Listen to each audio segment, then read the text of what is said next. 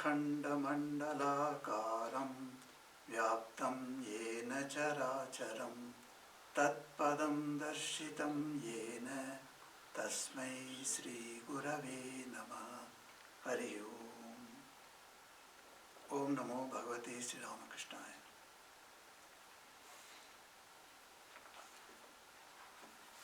Readings from and reflections on the Holy Mother Sri Sarada Devi. The author of the book is Swami Gambhirananda. Page 79. The master was not, of course, unmindful of her comforts. On the contrary, he tried to keep her happy in every way. He called that little room a cage, surrounded as it was by bamboo chips. Lakshmi Devi, his niece, too often stayed there. The master called them in fun a pair of parrots. When Mother Kali's prasada was sent from the temple to the master's room, he said to his nephew Ramlal, "Hello, there is that pair of parrots in the cage. Carry to them some gram and fruits." Newcomers naturally thought that there were some real birds.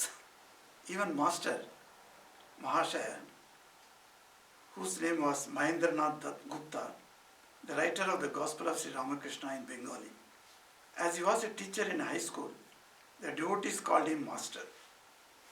Mahashaya means a dignified man and is equivalent to Mr. So Master Mahashaya labored long under that wrong impression. When Lakshmi Devi was not there, the thought of the rheumatism and loneliness of the Holy Mother worried the master very much. He said to her, "If a wild bird lives in a cage, it becomes rheumatic. You should go out now and then to have a stroll in the neighborhood." He did not stop with this. When visitors had left the temple premises at noon, he would go to her and ask her to walk out through the back door to spend some time with the wife of one Sri Pandey.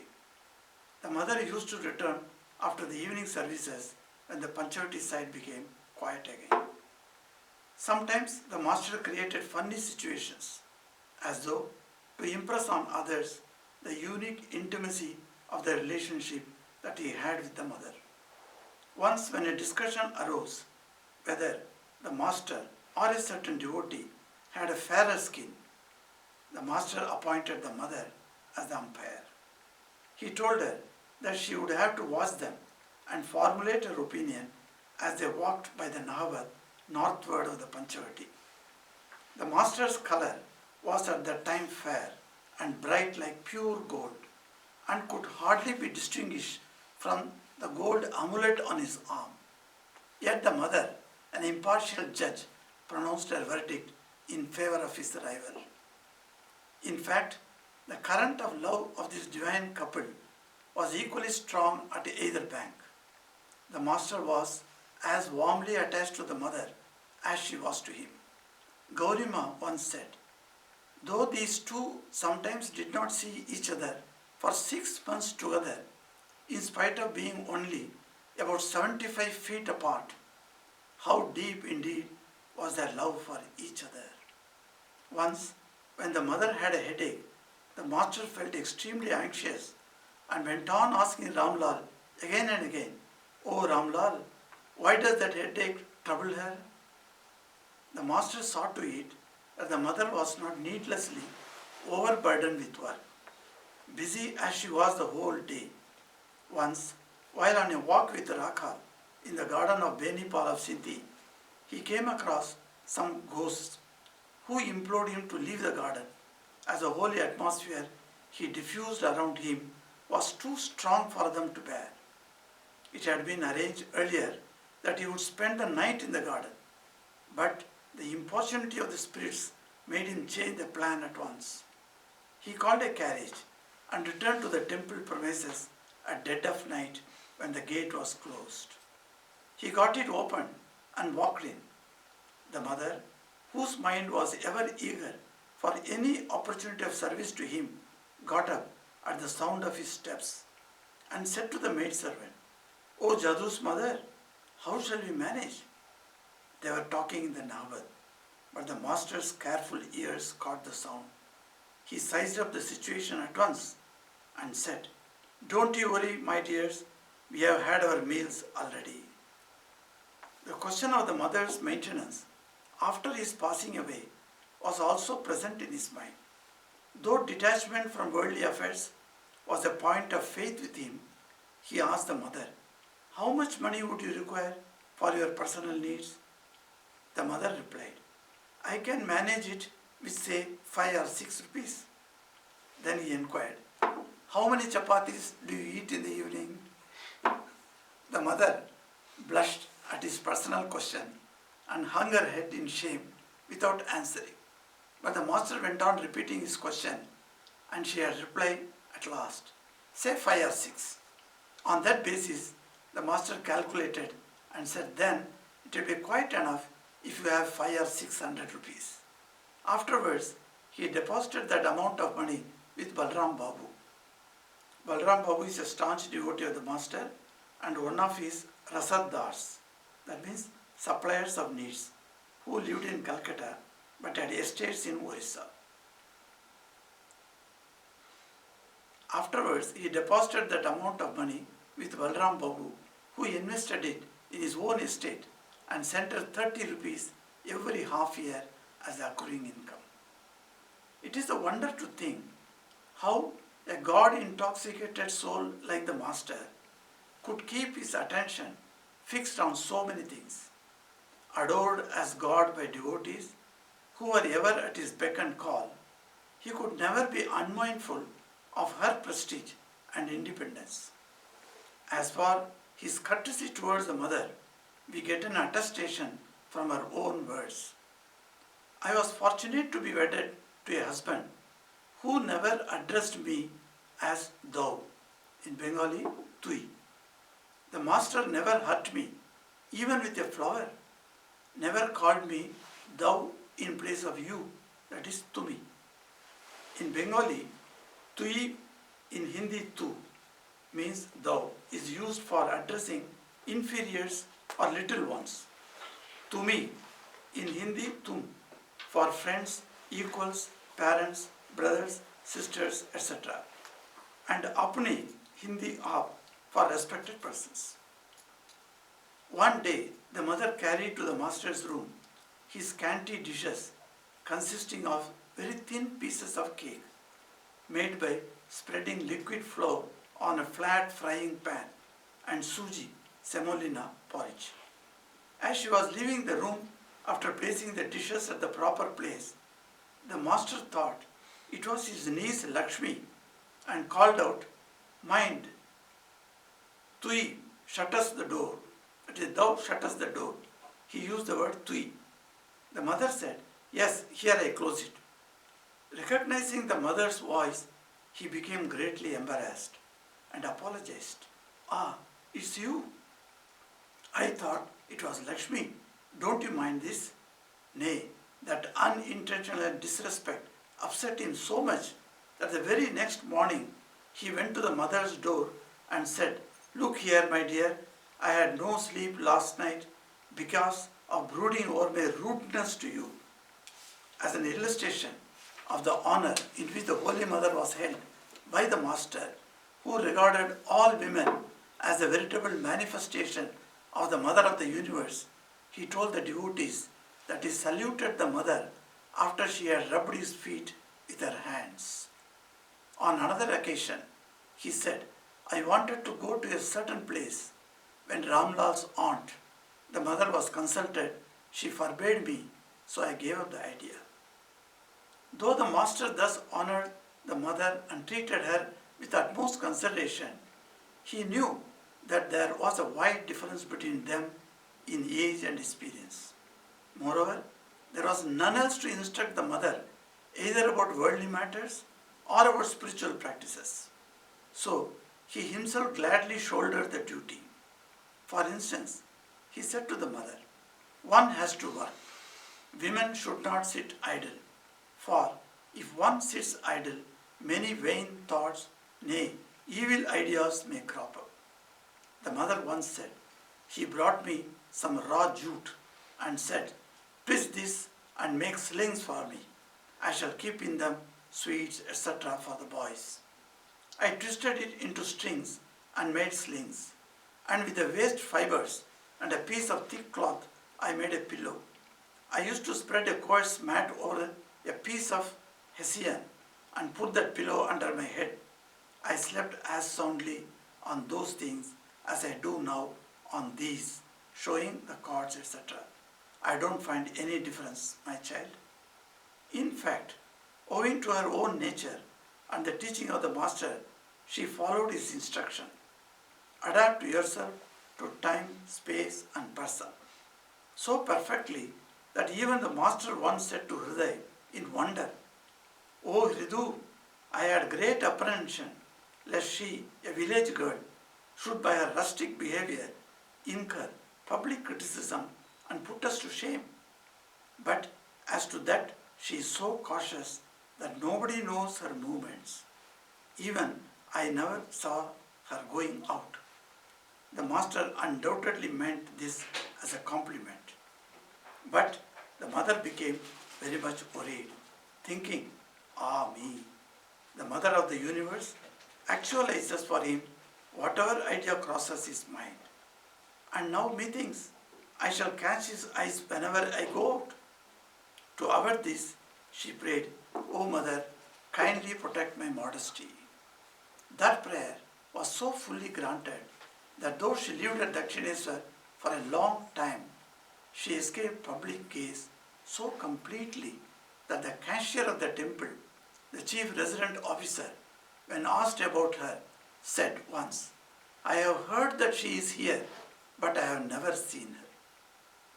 Though the Master was very shy and effaced herself completely, though the mother was very shy and effaced herself completely, subduing herself to the will of the Master, yet in one respect she maintained her independence, and that was in the domain of her motherhood. Of this we shall have many instances. For the present, we shall deal with three only. The mother had not many companions then. The fisherwoman came frequently. A maidservant too was there for some time. And at times there would be a few women visitors from Calcutta. The number of devotees was not very large. At that time, there used to come to her an old woman who had lived a somewhat loose life in her youth. But now, like a devotee, she prayed to the Lord and came often alone to the mother, who talked in a friendly spirit. Noticing this, the Master said one day, "Why is that woman here?" The mother expostulated. "She talks now only of Hari. What's the harm in that?"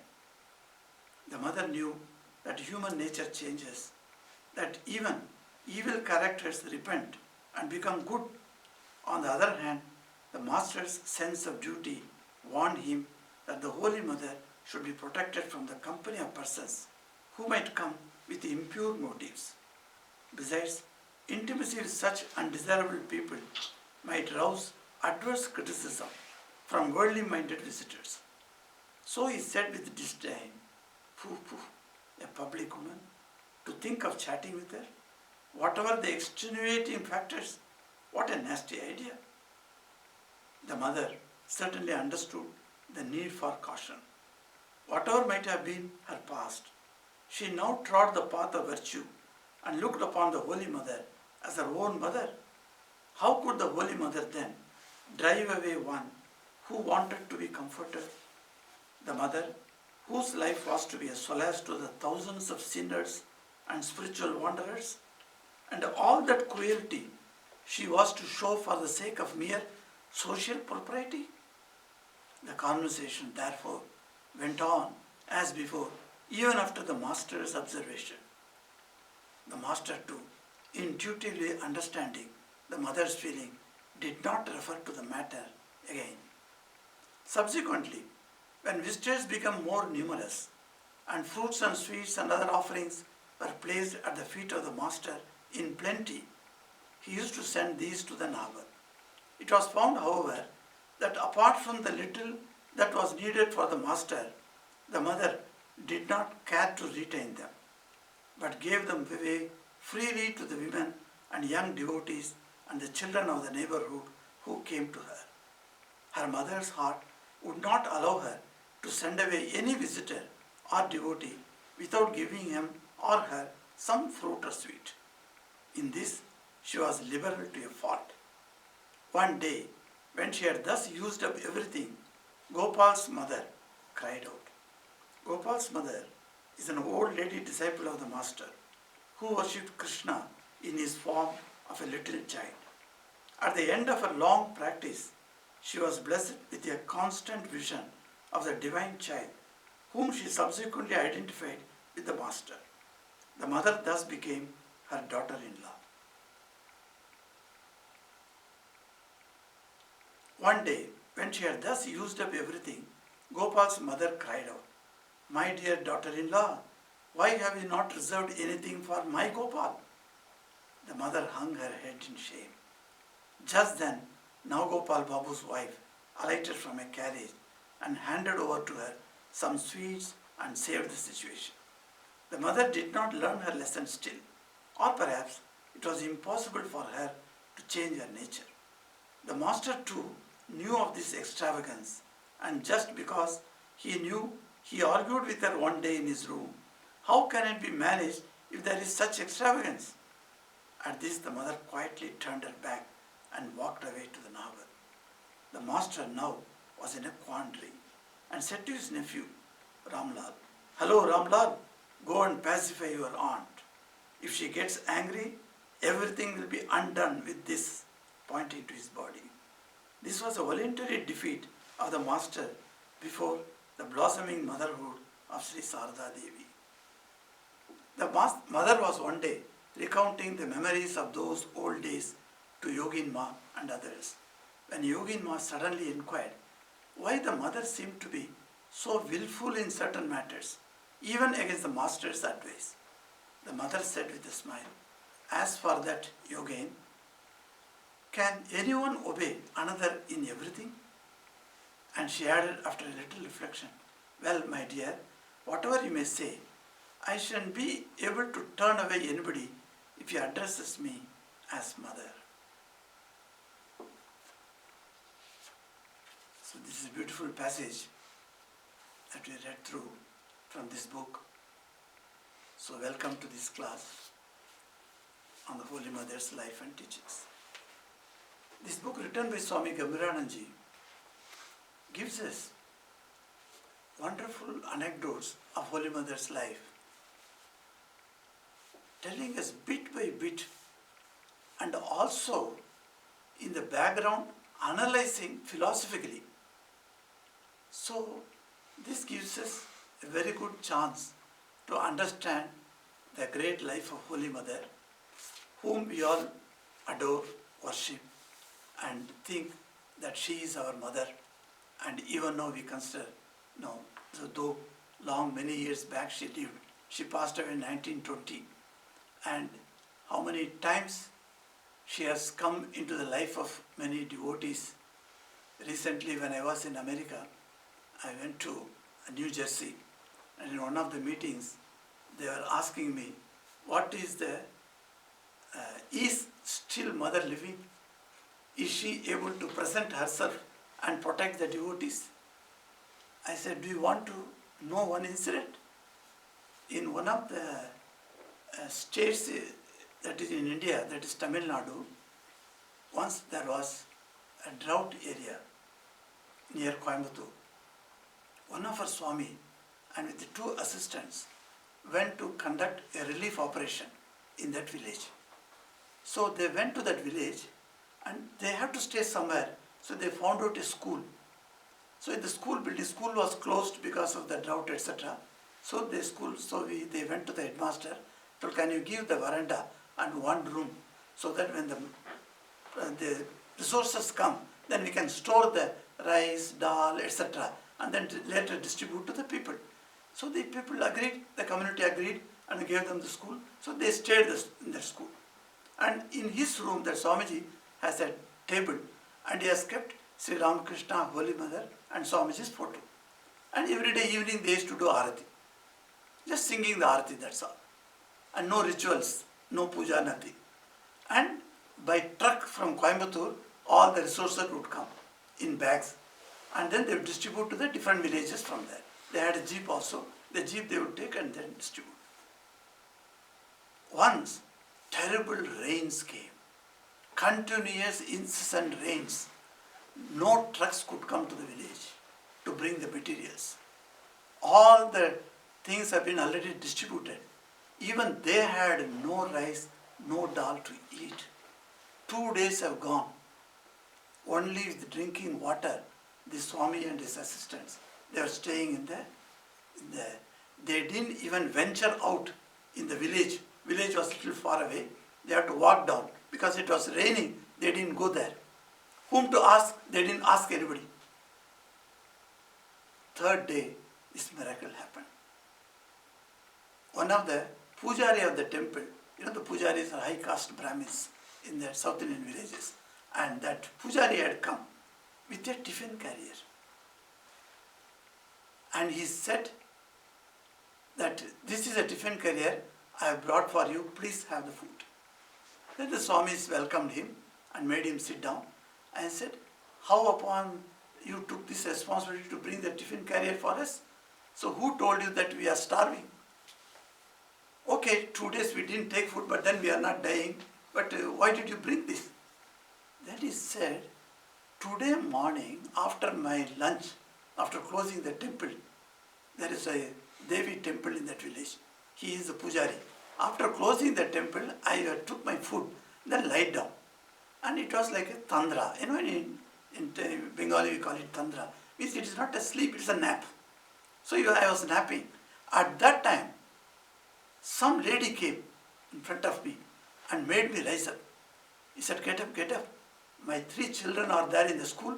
Go and give them the food. You got plenty of food in your home. Pack them and take it and give you. Then I thought it's just a dream. So again I lied down. Again she is pulling me from the back and she's pressing me, get up, get up. Then I got up. Then I called my wife and told her, you see, I'm seeing one lady is coming. Then she asked her, how is the lady looking? I don't know. She's a peculiar form of lady. I don't know whether she's a Muslim lady because there was no mark of dot there. And she has put that sari has come around her head like this. I don't know whether she's a Muslim lady. She was explaining like that. Because in South India, they don't put on the pallu like that. So they keep it only here. So Muslims, of course, they put on this. So I don't understand. So anyway, since it has come and we are worshipping the Devi only in the temple, so please pack it and let me go to the school and see. So I have come here. And then he said, okay, come inside. Then he was taken inside. And then in his Swamiji's room, there is a table and chair. So he made him seated and they opened, they were taking the food. At that time, that man was looking around and he saw in the table that Holy Mother's photo was there. He jumped from his seat and shouted in joy, this is the lady who came to me today. She told me, go and feed them. And the Swami was stunned. You see, even today it is happening. Holy Mother is coming. And why? Because you call her Mother. That is why Swami Gambhirananji, in this book, particularly in this chapter, A Light Under a Bushel, he speaks about the divine relationship between the Master and the Mother. Though for all the purposes of mundane interpretation, they were husband and wife. They were duly married. As per the Vedic rites, they were married as husband and wife. Yes, but did they live husband and wife? No, there was no chance for them. Because before Holy Mother entered into Ramakrishna's life, he started practicing so many austerities and so many sadhana in his life, and he had final darshan of Mother Kali, and he started seeing Mother Kali in every woman. So it is impossible for him to think anyone as his wife. So when Holy Mother came, he saw in her the same Divine Mother who was in the shrine. And Holy Mother, when she came to him, she once asked, "How do you look upon me?" And for that, Sri Ramakrishna answers, the mother in the shrine, in the temple, that is Bhavatarini, and the mother in the Nahabad, that is the mother who gave this body to me, and you are all same to me. So that is the view that Sri Ramakrishna had. But even though he considered Holy Mother as a divine mother herself, who has come in this form, but as a husband, what are the responsibilities of a husband towards his wife, that also he shows. Sometimes in India, we have conferences and we have debates whether Sri Ramakrishna has come for monks or for the householders. Very interesting discussions. So some monks will sit there and say, no, he came for the monks. And some other devotees will sit there, no, he came for the householders. Two views. You can see the debate. And the debates are very excellent, You can very enjoyable debates. You can have the YouTube also, you can have that. So, such debates will take place. Because the life gives an expression to these things. Being a husband, how much he must carry his wife is very well shown here. So when you read Ramakrishna's life or Holy Mother's life, you can actually feel how a husband should treat his wife with so much of prestige given to her. Never you could understand, even if she has a little pain in her body, he used to feel. One day she had headache and Master was so restless and he's telling to Ramlal, "Oh Ramlal, what happened to your aunt? She is still suffering from the headache." And such was his concern. And one day he went out and he became very late. So that after late he entered the Dakshineswar and he was quietly going to his room so that not to disturb her. Then now she is there. But then she got up. Because she is also waiting. Master has not returned. What has happened to him? Where is he? She is worried, As a wife, naturally worried. Not like a modern wives, Whether you come at whatever time, I take my meals and I sleep away. And you come at your own time, open your keys with your keys and come. Not like that. She was waiting for him. And she was talking to the maidservant that, "Oh, Master has come. Quiet, be quiet," like that they are talking. But he heard that. And he knew that mother is worried. So he is telling in a loud voice to her, "Oh, I have already taken my night supper, don't worry." Because she was worried. Now he is coming at this time. What to make for him? He must be hungry. So that's a wonderful feeling of this relationship, you see. So one by one, Swami Gambhirananji gives us how much Master was so fond of her. And one day he is asking her, see, this is a very reasonable attention and care a husband must think of his wife. He is asking her, "If I pass away, after me, what will happen to you? How much money do you require?" This is something important. In those days, women were not working on their own. So they had no their personal income. So the husband's responsibility is to give protection to the wife after his passing away. So he has to create some savings for her and keep income for her. So all these things, how much he thought about. And he says, "How much?" Then she was not willing to tell. And after several times of asking, finally she said, so he wanted to know the calculate.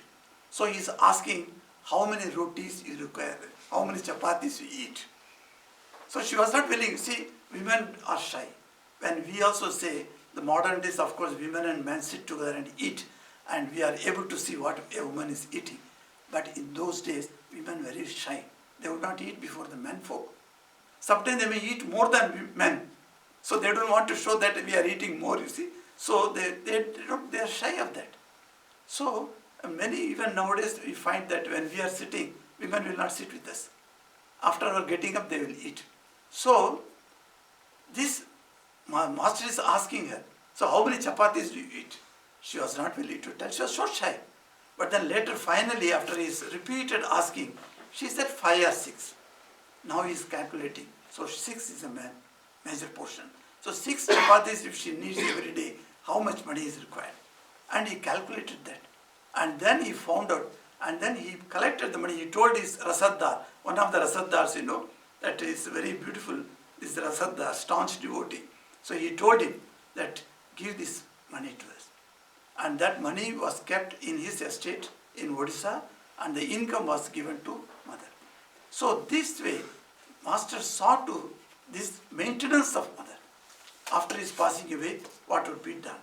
So with all this wonderful relationship, he never called her. See, that Bengali language has got such a beautiful way that in English we say you for telling you. So in Bengali there are 3 types of yous are there. I think in Irish language also there may be like that. Because when we are learning Irish language from Brian every Thursday, we see many similarities between the Sanskrit and Irish language. He said that some nouns have got genders, masculine and neuter and feminine genders. That was exactly in Sanskrit. In Sanskrit, the words nouns are all classified into gender basis. So many similarities I am trying to find out now. How the ancient Irish language and then our Gaelic and then our Sanskrit spoke, it's beautifully it's a comparison. And I found that in Bengali, for saying you, 3 types of yous are used. One is apni, for those respectful people. When you in strangers, respectful people, seniors, for them you use apni. And then equals, for them tumi. And then for lesser than you, say children or even servants, you can call them tui. So his own niece, Sri Ramakrishna would never address her tumi. He would call her tui. But for Holy Mother, he would always call in a higher way tumi, not tui. So he doesn't know who came. He was in a deep meditation on that day. So the plate was kept and went away. And Holy Mother came on that day. Generally Lakshmi Di used to come. On that day Lakshmi Di did not come. So Holy Mother brought the food. She kept the plate and found Sri Ramakrishna was in meditation. So she kept the plate and was turning back. At that time he felt Lakshmi has come like every day. So he said, okay, close the door. Tui he used. You close the door. And okay, I will close the door. Mother replied. From the reply you could understand, oh, it was not Lakshmi Di. It was Holy Mother herself had come. So he was so upset. Whole night he could not sleep. Can you imagine? A husband telling a wife, just tui, for that he could not sleep the whole night. When Holy Mother was after long passing away of Master, Holy Mother was in Udbodhan in Calcutta. In that, opposite to Udbodhan, a lot of shacks are there. That is very poor people are living, and small houses. They are thatched houses. So not even pakka houses. So there the lot of poor people used to stay. And they are all most of them were drunkards. And they will go and drink and come back and beat their wives. One day, one fellow was beating his wife, black and blue. And the lady was simply crying and loudly crying. So Holy Mother was in this house, Udbodhan house. She came up to the balcony and shouted at him. What are you doing? Stop this beating. She felt the pain of that woman and she shouted and he became quiet. On that night he became quiet. Then the Sevika who was with the Holy Mother, she asked, see Mother, the husband is beating his wife like this. And Mother was in tears. At that time she asked Holy Mother, how was your husband? Can you imagine? Even that tui he could not say.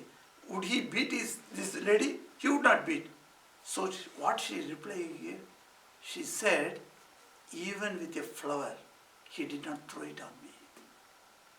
With a flower. If you are angry with somebody, you throw a stone. But you can throw a flower also. And she said, even with a flower, he did not throw at me. Flower is a very soft thing. Even that he did not do. That means Sri Ramakrishna, how he thought of Holy Mother, and in order to tell the world that she is not an ordinary lady, don't think she is an ordinary lady. And in the earlier chapter, first chapter itself, Swami Gambiranji gives us a beautiful explanation of the coming of Holy Mother as an avatar. The divine universal mother has come as Shakti of the Avatara. He doesn't consider as a human being. So she has, because she has taken a human form, she has got certain human characteristics. And human characteristics are also coming. Okay, she was very happy. She goes to the place and she wants some company. So some ladies come there and she takes them out. And she was living in Nahabad like a cage. Sri Ramakrishna calls it a cage. So she and Lakshmi Devi were staying there. So he used to call them two birds. So Mahendranath Gupta, young, used to visit Sri Ramakrishna in the beginning. And at that time, the Kali temple's prasad used to come to Master, supper prasad. Then Master would just touch it or take a little and then tell Ramlal, hey Ramlal, go and give it to the two birds. So Mahendranath Gupta used to think, yes, Mahendranath Gupta used to think there are two birds somewhere, so they are sending the bird. He never knew that the two birds are not birds. They are two women. He never knew. He came to know later only. So that he used to call them two birds. And sometimes he would come and tell, hey, take mother somewhere. Just to go around. So because they are staying in a cage like. So take them around. And even when I was in South Africa, every week some devotee or other would come and take me around like that. Because it was impossible to walk alone in the streets. So there was a problem, with this dress going out somewhere. And every country has got problems like that. So they would advise me, the Swami there advised me, Maharaj, don't go like this on your own, like that you say. So some devotee would come and take me around. So I am very happy to see the outside world, So I go out to different beaches and different places, mountains. I would stay there and see the nature's beauty, that I always love. Even in Ireland, wherever, so that's why on Wednesday we have made that rule. Nobody should bring us any food on that day. Because Wednesday is for our culture tour day. We have kept it. We have named it. And we go to different places. Swami Purnanand is so kind to take me. He drives and then he takes me to different places. And really enjoy. The Ireland is so beautiful place. Anywhere you go, you can see the green. Not only greenery, the mountains and the sea and then all around the sea. It's a beautiful place. So we enjoy that. When you go and see such beautiful places outside, are you able to grasp those sights? Not only you can take photographs in your cell phone, but are you able to photograph it through your mental eyes? Is the question I raise to the people. You take good photographs, okay, but are you able to visualize the same scene afterwards? So when I sit for meditation afterwards, this is one of my practices. I think I went to Glendalough and stood before the two lakes joining. And the two mountains are joining, and there is and exactly in between there is a waterfall. And you are standing on the bank of that. And such a beautiful atmosphere. Sun is setting, and where the sun rays are falling on the parts of the mountains, they are all like golden color. And you see that, you just close your eyes and withdraw into yourself. And when you sit for meditation later, you imagine, recreate that scene in your mind, and you know how the mind becomes so peaceful. That's why in Patanjali Yoga Sutra, Rishi Patanjali gives us the instruction on what to meditate. He says for meditation, you can take a natural scene, he says, among other things. So a natural scene helps you to withdraw your mind from the external. Actually, it's an external scene, mind you. It is an external scene, and because external scene I have photographed in my mind, that very external scene I can utilize, I can use it as a tool to go into within myself. So it is just opposite thing. One is external outside my eyes, and I am trying to go inside. But the external scenery becomes a tool in my hands to go inside. So it's a beautiful way of doing meditation. So he used to say, and that bird is in the cage for so long, so take her out and show her something. So like that sometimes she would go out. And afterwards, you see, and so after telling these incidents, one of the important aspect, he is going to finish this chapter with that. What is an important aspect of Holy Mother's life? Holy Mother as mother, when anybody calls her mother, she stands on her own legs. She is not going to obey. Though, however, Sri Ramakrishna was her, not only her wedded husband, but also her Ishta Devata.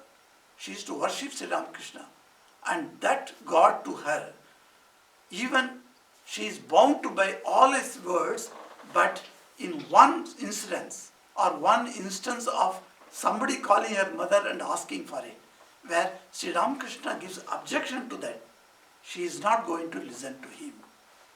That is the beauty of the relationship. For everything she is ready to obey him. Whatever you say, I will obey to you. But actually Ramakrishna taught her how to get into the bullock cart, how to come out of the bullock cart, all those things he taught her. Even to make a wick for the lamp, he taught her. Because there was nobody to teach Holy Mother at that time, whether it is temporal matters or spiritual matters. How to do Om Japa and Omkar Dhyana, all these things he taught Holy Mother. He wrote in her tongue the mantra, and such things he did to her. Spiritual life also he taught to her, and the temporal things also he taught to her. But you see, with all the teachings, she obeyed everything. But in one instance, she disobeyed Master.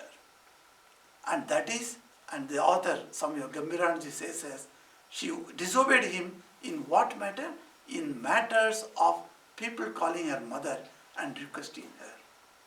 So one lady whose past was questionable character, she was known as that type, she started coming to Dakshineswar and she became friendly to Holy Mother. And she would come and sit with Holy Mother and talk for hours together. And Sri Ramakrishna's powerful observing eyes, he was a very keen observer. He could see anything and everything, and everything, that keen observation you hardly see in modern days. There's such a concentration power. He had such concentration power, wherever he enters, he could just measure it, the whole thing. Such a great observation.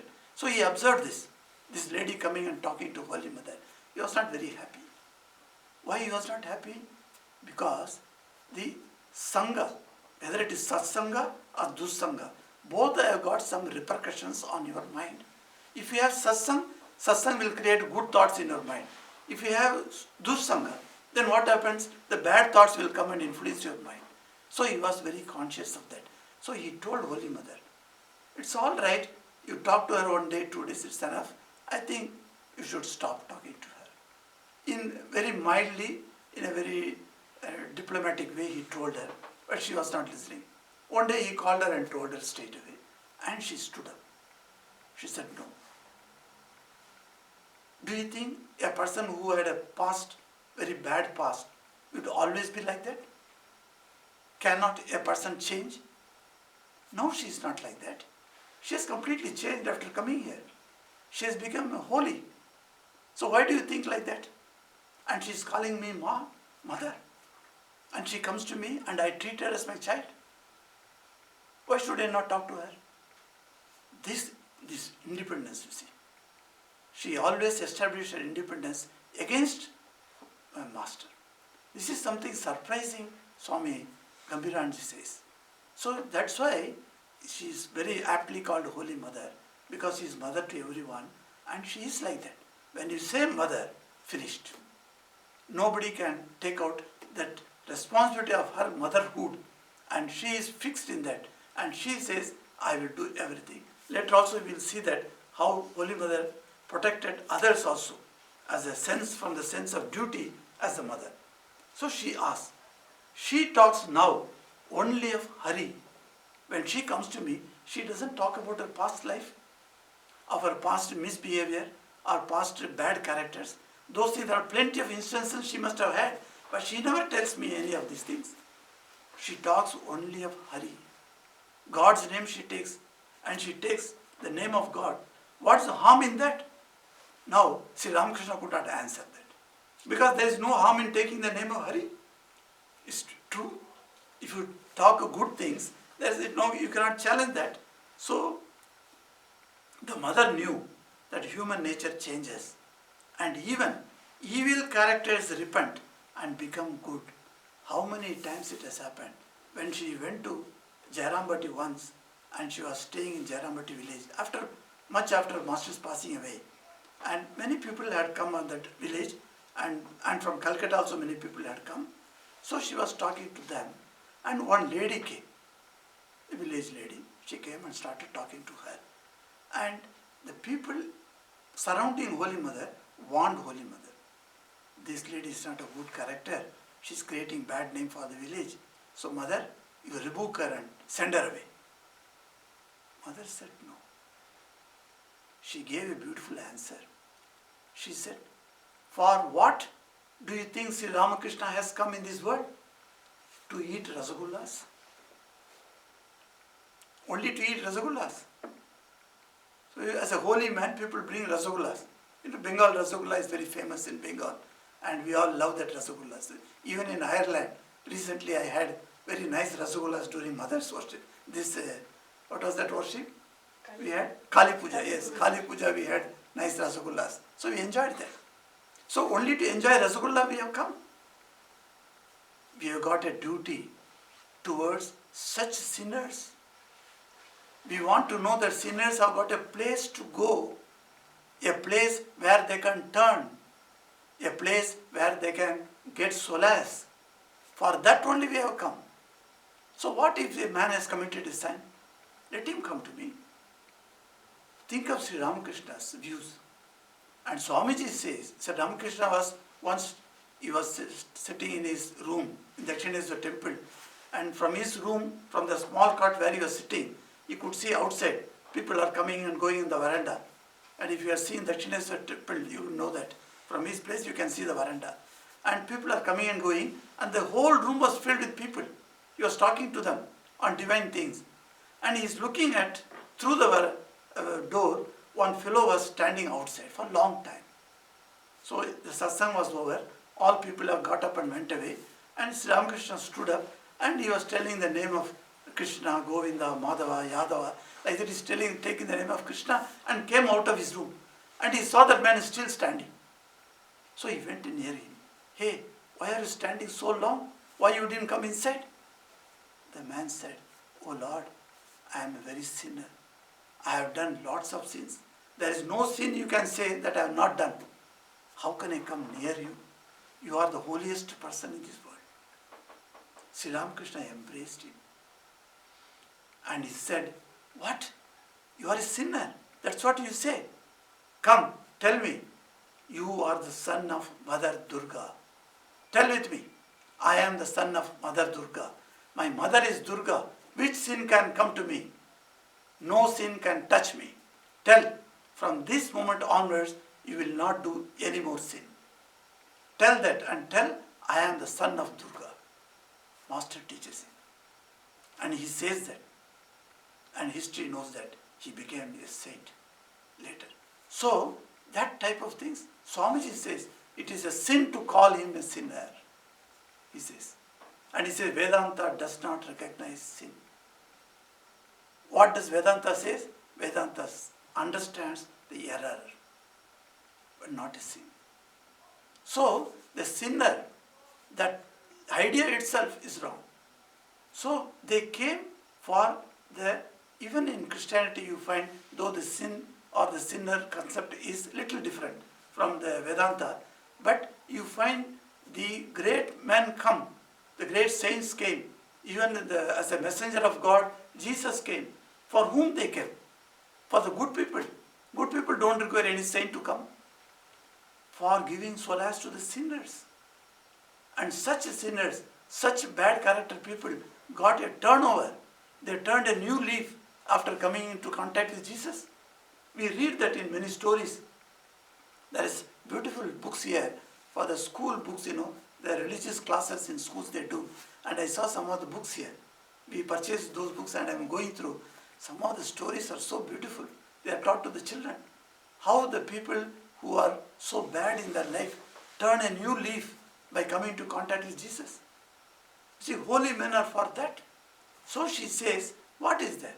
If she has committed hundreds and thousands of sin, Swamiji gives a beautiful example of thousands of years of darkness in one room.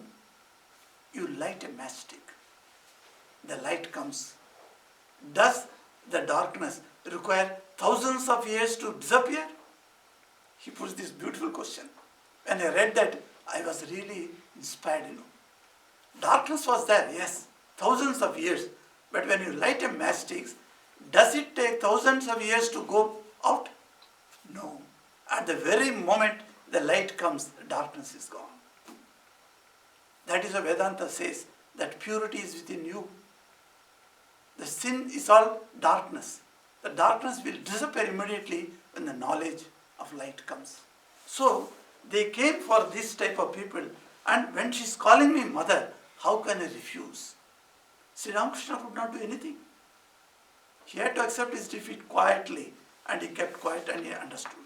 Okay. And like that, you see, he intuitively understanding the mother's feeling did not refer to the matter again. There, the case was arrested. So Sri Ramakrishna's idea, we see that how wonderful it was. So another two incidents he gives it, and then the chapter will be closing. You'll see the next time.